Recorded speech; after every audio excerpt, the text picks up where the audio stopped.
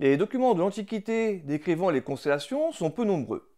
En pratique, seuls 5 documents sont connus aujourd'hui, 2 textes, les phénomènes d'Aratos et les catastérismes d'Ératosthène, et 3 sphères célestes, le globe en marbre de l'Atlas Farnèse, conservé aujourd'hui au Musée national de Naples, une petite sphère en laiton dans les collections du musée romain-germanique de Mayence, et le globe de la collection Kugel que nous allons présenter dans cette vidéo.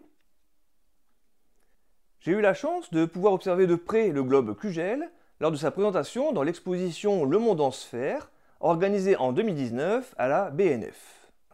Réalisé entièrement en argent, c'est un objet de petite taille qui mesure 6 cm de diamètre.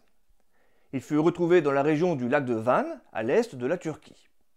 Cette découverte fut rendue publique en 2000.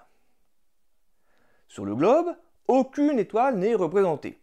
Seules figurent les constellations gravées dans le métal, ainsi que les principaux cercles astronomiques, méridiens, écliptiques et cercles polaires.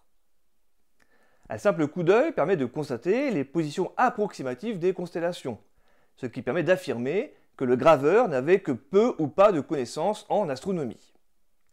Ainsi, le verso donne l'impression d'étrangler un serpent, ce qui suggère que le graveur ignorait visiblement que cette figure était censée représenter un bonhomme qui verse de l'eau, à moins qu'il ne l'ait confondu peut-être avec la constellation du Serpentaire, qui est également représentée sur le globe. Le globe est tronqué dans sa partie inférieure, sous le cercle antarctique. Cela ne prête à aucune conséquence, car les constellations de cette partie du ciel ne sont pas visibles en Europe et n'étaient donc pas connues des astronomes de l'Antiquité. Ces constatations permettent de supposer que le rôle de cet objet est certainement plus symbolique et décoratif que scientifique. Alors, l'analyse scientifique du globe Kugel fut réalisée par Hélène Cuvigny, membre du CNRS, rattachée à l'Institut de recherche et d'histoire des textes. Cette analyse a été faite en 2002. Au total, 48 constellations sont représentées, 46 ont été identifiées conformément à celles décrites par Ptolémée au IIe siècle de notre ère.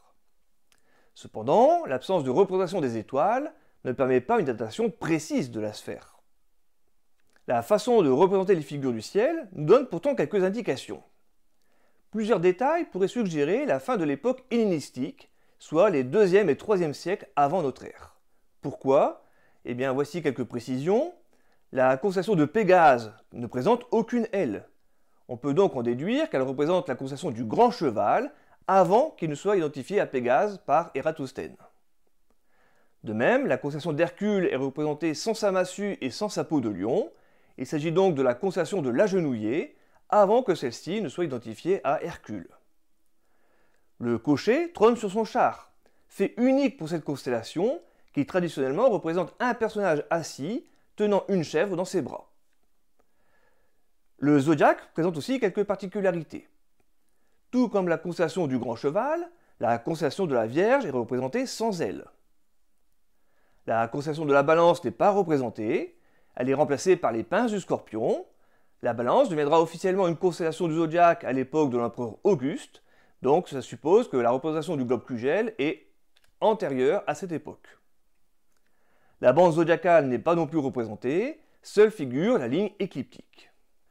Contrairement aux représentations de Ptolémée, les 3 constellations de l'Aigle, de l'Autel et du Poisson austral sont ici représentées le haut vers le nord. Alors tous ces éléments renvoient aux descriptions des constellations telles qu'on les a dans Les Phénomènes, le poème composé par Aratos de Sole au IIIe siècle de notre ère. Le globe Kugel serait donc, en tout état de cause, un témoignage des débuts de la fabrication des globes en Grèce antique.